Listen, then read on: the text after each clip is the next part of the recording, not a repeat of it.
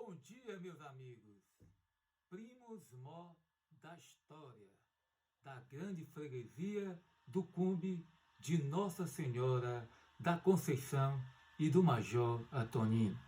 Assim era chamado a nossa história nos tempos de nossos antepassados, de nossos ancestrais. Caros alunos e amigos desta charmosa escola Antônio Carlos Magalhães, meu nome é Oswaldo Dantas, proveniente da família Dantas Lima, da nossa adorada e decantada Euclides da Cunha, assim como louva o nosso hino.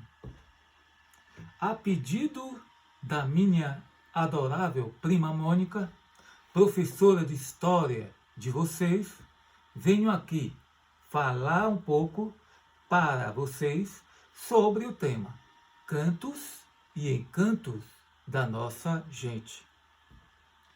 Primeiramente, falaremos sobre a influência na construção da nossa identidade, que foi um processo da construção histórica de qualquer outro país colonial e outrora dependente, assim como o nosso.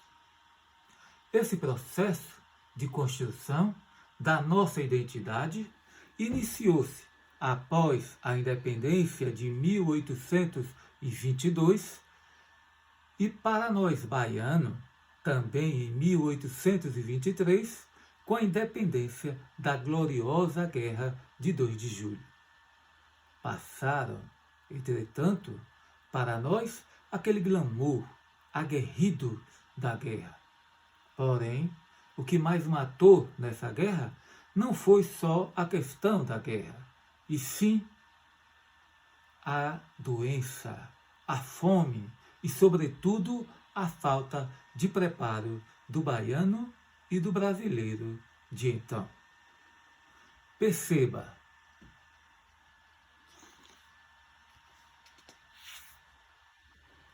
não houve muito avanço desta construção no período regencial com a menoridade de Dom Pedro II.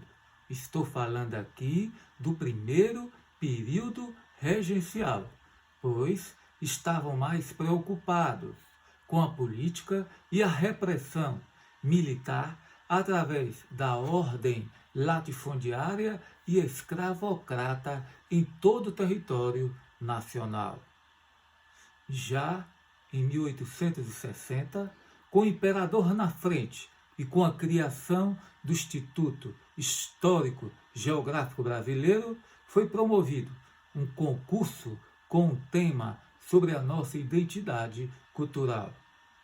Vejam, não tínhamos gente para falar da nossa história. Foi preciso o estrangeiro vir aqui e fazer acontecer. Esse processo de constituição da identidade nacional ganhou um impulso maior após a década de 1930, quando Getúlio Vargas chegou ao poder. Daí, percebemos, senhores, que o processo de construção foi além de um processo cultural e também um processo político. Com essa, tivemos grandes impulsos de brasileiros preocupados com a sua identidade própria. A exemplo do escritor Sérgio Buarque de Holanda com o livro O Homem Cordial. Sérgio Buarque de Holanda era pai do cantor Chico Buarque. De Gilberto Freire, grande pernambucano, com o livro Casa Grande e Senzala, e de tantos outros que ativamente participaram em nossa construção de identidade nacional. Assim como Mário de Andrade, autor de Macunaíma, o herói do Brasil e que foi um dos precursores do movimento modernista. Vejamos.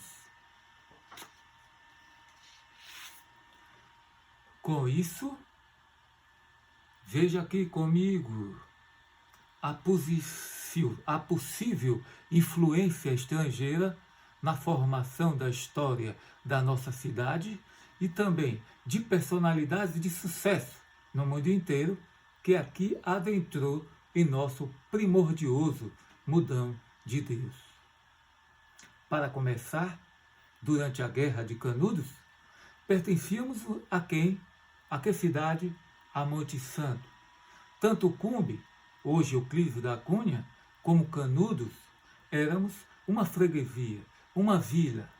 Essa vila tinha como fundador e proprietário o Major Antonino, título concedido aos donos do poder. Proprietário no sentido de que aqui uma fazenda, depois vila, aí passa a ser uma freguesia. Mais tarde, com a emancipação de Euclides da Cunha, nome pomposo e que homenageou o grande escritor do livro Os Sertões, do celebrado escritor Euclides da Cunha, nome hoje de nossa terra. Pertencia à nossa cidade o povoado de Cocorobó, que quer dizer variedade de capim, precisamente aquele capim cebola. Também conhecida de Velha Canudos, onde foi o palco da guerra. Portanto, essa história, essa construção, essa identidade é nossa. Assim como também de todo o povo sertanejo, como o protagonista dessa história grandiosa e verdadeira. Ora, senhores, aqui se passaram a fincar raízes pessoas de variedades localidades, como sergipanos, pernambucanos, cearenses, paulistas e fluminenses. Glaube Rocha, que filmou Deus e o Diabo na Terra do Sol, o Pagador de Promessas, e também passagens que radicou por muitos aqui, foi o engenheiro do Departamento de Estrada de Rodagem, atual DENIT, Dr. João Silva Cerqueira Monteiro, Adenoques e outros órgãos. De passagem, vieram também indivíduos de outros países para estudar, pesquisar e divulgar a nossa história, a nossa gente, o nosso povo. Veja como a nossa história e o nosso passado é importante. Ao longo dela, aqui apareceu o bando de Lampião, a coluna Prestes, os capuchinhos que ficaram raízes em Massacará, governadores em exercícios e candidato ao governo da Bahia e também do Brasil. Porém, um estrangeiro do Peru, no ano de 1980, veio aqui nos dar a sua graça. Estou falando do famoso escritor Mário Vargas Llosa, autor de vários livros e radicado na Espanha. Ele veio a Euclides da Cunha pesquisar sobre a Guerra de Canudos.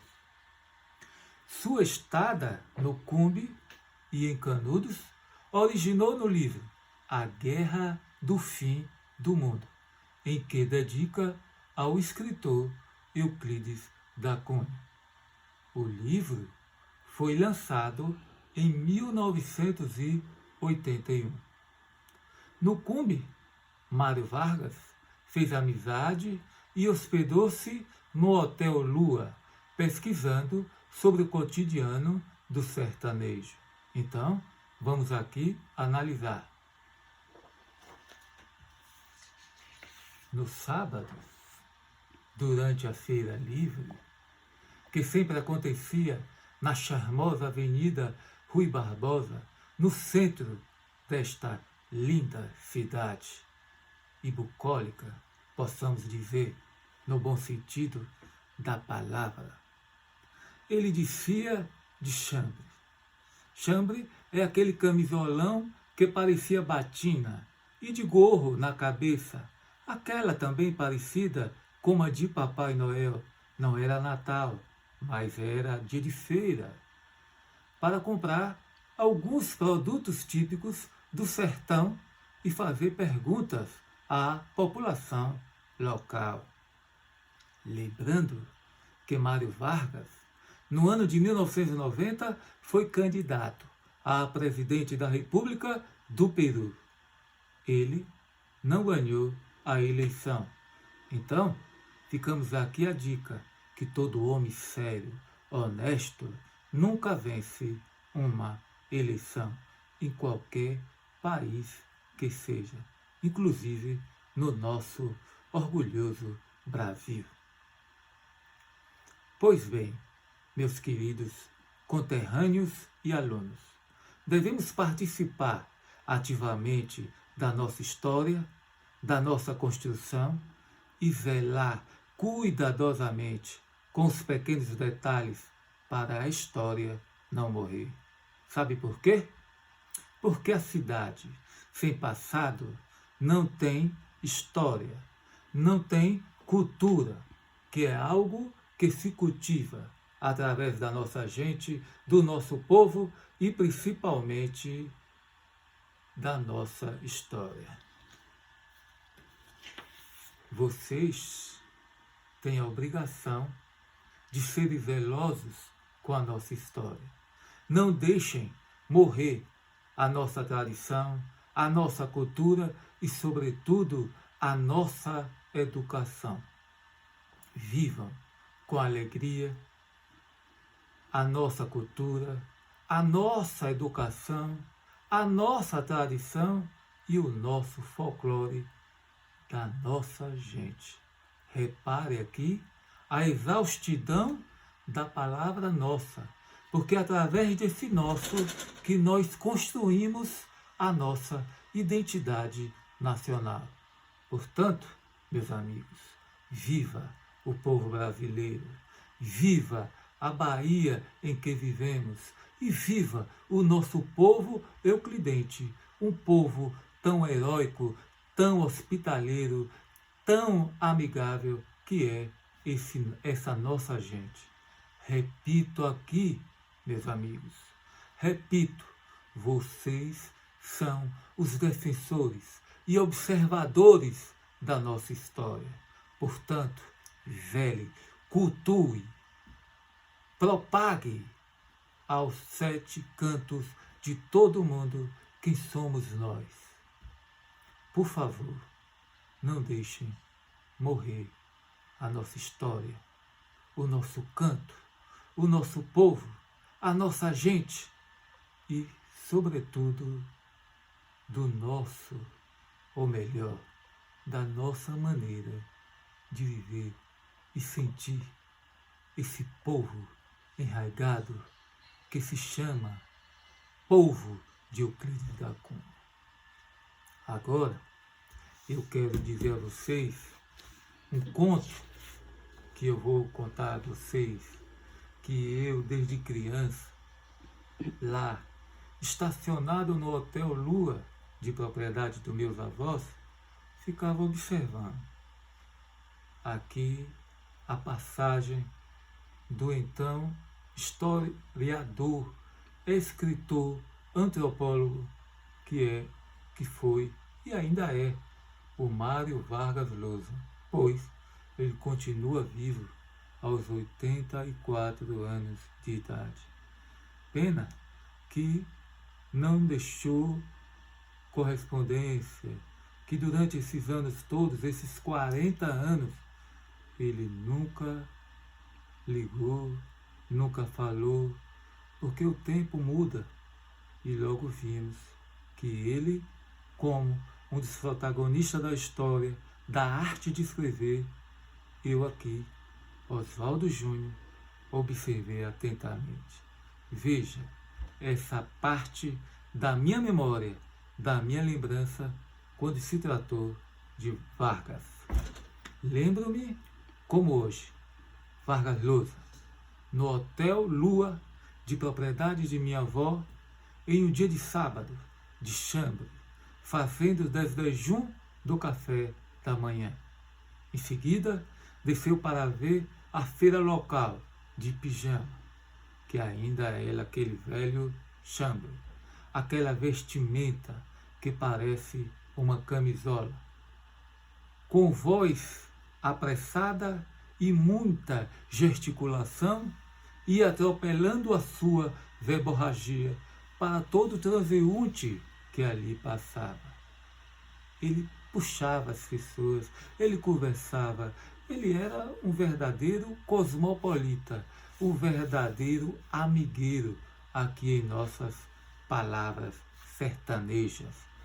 Até que se deparou com o vaqueiro, que vendia seu único bem, um jeguinho velho, e puxou o sertanejo e perguntou por quanto ele vendia aquele precioso animal. O rapaz, satisfeito pelo interesse do escritor, falou que vendia por 100 pratas, e o peruano disse que comprava por 80 no pau. Na bucha, o catingueiro fitou o peruano e retrucou: só vendo o jegue se for ele todo. Um abraço e aproveite o dia de vocês para um verdadeiro aprendizado. Viva essa sexta-feira, viva com alegria e amor, porque os nossos estudos faz parte do nosso aprendizado e da vida do ser humano. Um abraço e até lá.